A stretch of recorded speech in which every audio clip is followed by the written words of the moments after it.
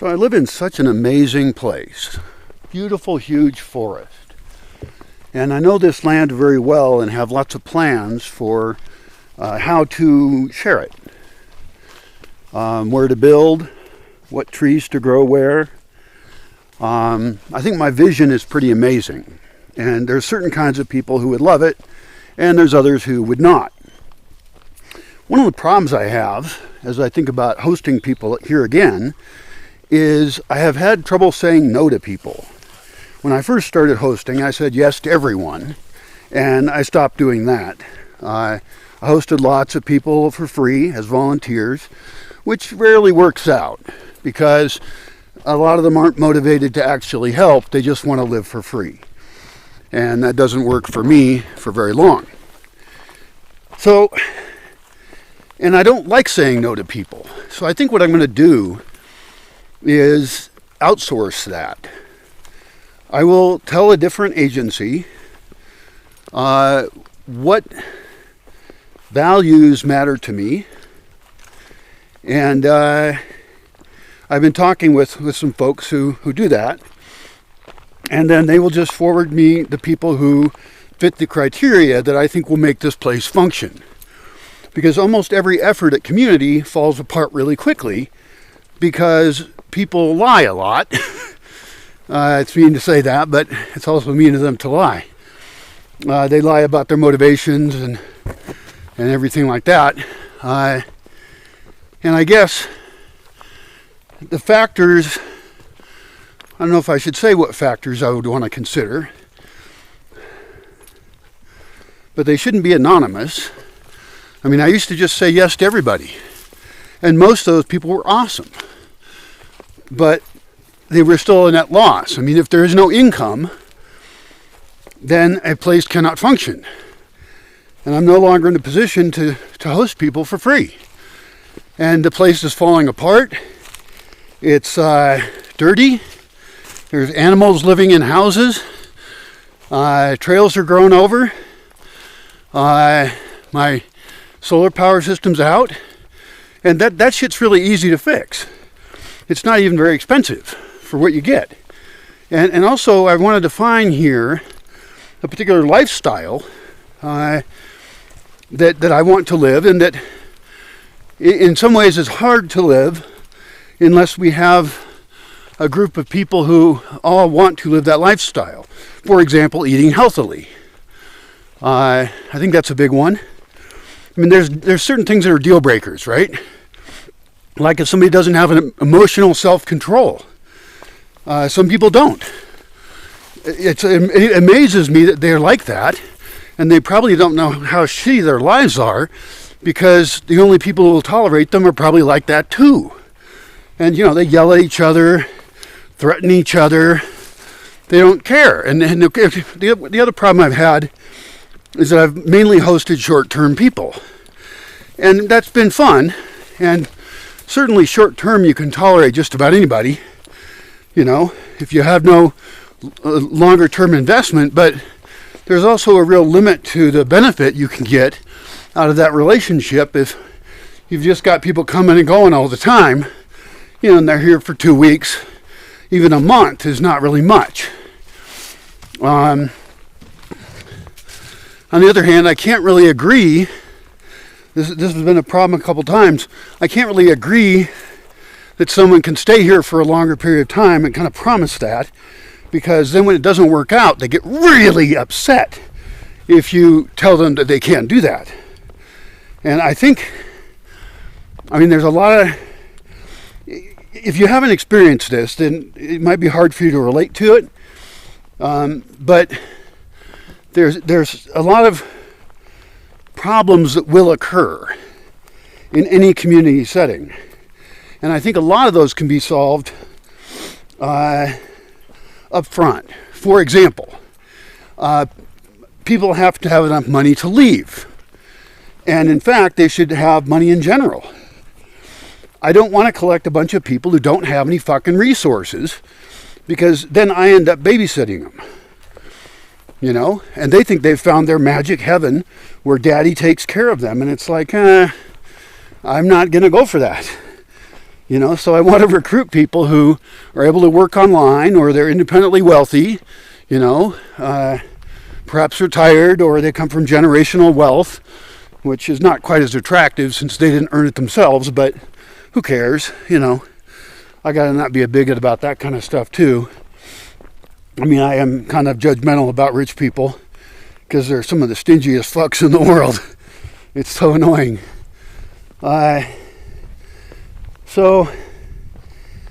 Spiritual people is another one where it's like, for me, that's a deal breaker. And I have to wonder about how that exactly plays out. But it's because of my own background and the abuse I've seen, and just the ridiculous made-up bullshit of spirituality. I'm very suspicious of it. On the other hand, a very good friend of mine, I would have her come here to live. And she believes in God in some sense. She's a Christian. And I've known her a long time. And she's not really closed-minded, judgmental, or controlling. She's a leader socially. She's a kind person. And she doesn't judge me, even though I'm like a total atheist who doesn't believe in any spiritual world whatsoever. But I don't judge her for what she believes, because it really doesn't affect me. She's never said a single word to me, and I've known her for many years. I haven't seen her, obviously, because I live out in the woods now, but we chat online occasionally, and she's just a lovely person. And, and it's not a romantic connection. So many times people, if you're friends with a woman, then they assume that everything is sexual about it, or it has to be somehow sexual. It's like, no, it is not. That's just absolutely ludicrous. And I recognize that there's some people that can only see a person for their gender, and that's a really big deal to them.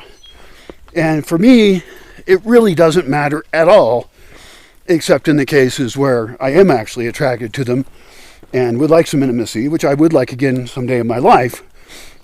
Although I will probably never be in a monogamous relationship again.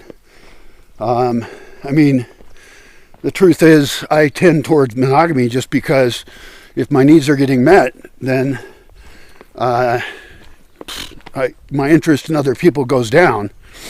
And I'm fairly, I don't like to use the word conservative because it means other stuff too, but I'm relatively conservative about like who I want to be intimate with. God, look at the size of that hole. I gotta get this whole road fixed right here. It's a super fucked up road. I did just come through here with two other guys in their vehicles, and they didn't seem to mind it, but they're tougher than normal people. A normal car would not come on this road right here. Luckily, I have a different road way over there. So, we're talking about people and hosting people again. So that means I'm going to have to set a price for someone to come. And I really don't like that either. This is why I've been kind of stuck. I don't want to charge people to come here because it sets up a strange dynamic as well, where they want to then be served, right? I'm then in the hospitality industry. Now, of course, the thing I don't like about hospitality industry is the short-termness of it. So a longer-term thing would be cool. And I can set up systems in place and make it easy to live here. Have supply chain figured out. Have food, like a variety of small restaurants that provide super healthy food. These are the kind of values I care about. And I'll be very upfront about it so that anybody who wants to live here is agreeing to a certain social contract. And there could still be short-term events, right? There could be workshops or gatherings of various kinds. I can, rattle off a whole bunch of ideas for those. That would be pretty fun. But I don't think I want that to be the focus. And I think it should be very, very difficult to join. In fact, I don't even want to say, you're coming to join the community and this is a trial period. I would rather they come to an event here. And that event will probably be about intentional communities and cultural design. And it will explain like how you can do that in your life. And in that process, it will become clear whether we have compatible views that might work for being here. So there isn't this illusion like, oh, you've accepted me to come live there, and now I'm going to live there forever, and you'll never get rid of me. And it's like, well, there's at least some percentage of people you don't want around very long. I've had to kick people out, not very often. I think I've kicked out less than 10 out of over 3,000 people. So it's not like it's a big problem in the number of people, but it's extremely uncomfortable. And I've had to pay people to leave because they say, oh, I don't have any money. And it's just like, fuck you to hell. So then I think, well, do I need to collect enough money from them in the beginning so that I can send them away with something, and also just never accept people who don't have any resources? They're a threat. And you might say, well, that's terrible, you capitalist pig. How dare you care if people have money or not? We should just live off of food that falls off the trees in the forest. Everything should be free. No, it fucking should not. There ain't no such thing as a free lunch. And some people are very charming, attractive, and they live off of other people. And that does not fucking work. I'm sick of it. It causes an imbalance. It causes struggle and pain and potentially oppression.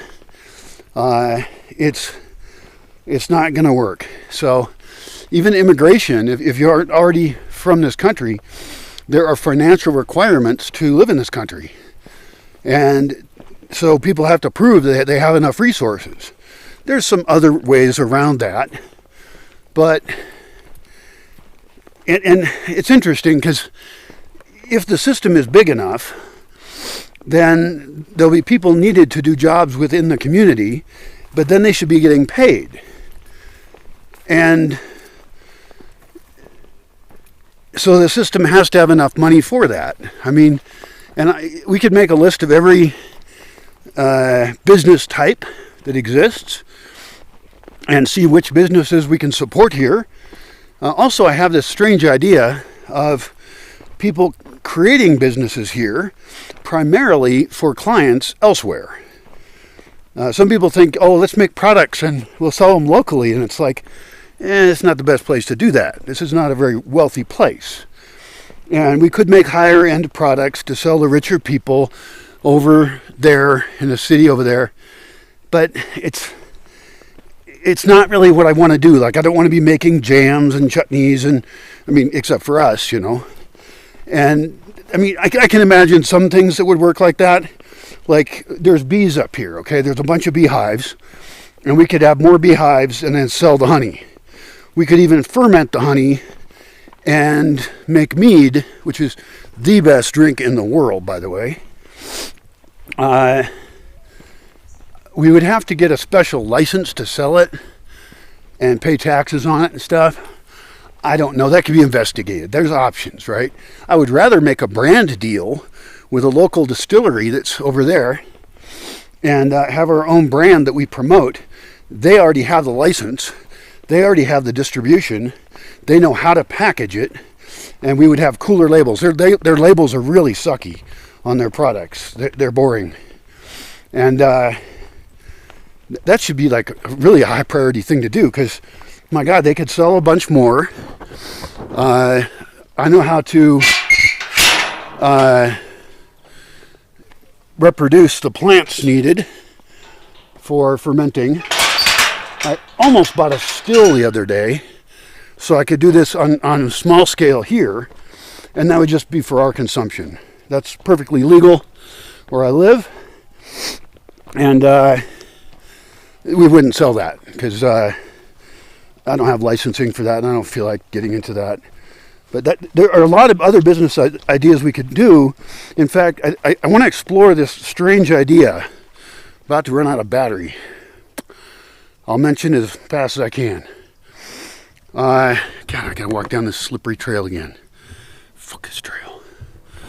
I fell down on it like 3 months ago, and my back is finally better because I fell right onto a rock right on my spine, which is just like, so frustrating, you know? Like, I don't need any medical problems right now.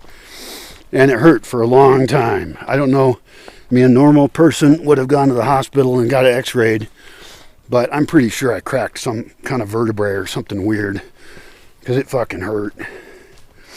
Luckily, I had some pain pills left over from surgery a long time ago. What I want to talk to you about, I'm going to switch batteries to do it, is shared ownership over businesses. And the two kinds of businesses that would be awesome, one is filmmaking, and the other one is software development. And I know a lot about software development. I don't know a lot about filmmaking, but I think I got the idea. And I don't want to have investors. I want it to be owned by the people who make it. Like communally owned, and people own shares in it. And that motivates them. It will change the entire nature of the project, the team, you know, because I've managed teams of software developers before, software testers actually, which is not the same as a developer at all, but there's some crossover. And I think it could be done.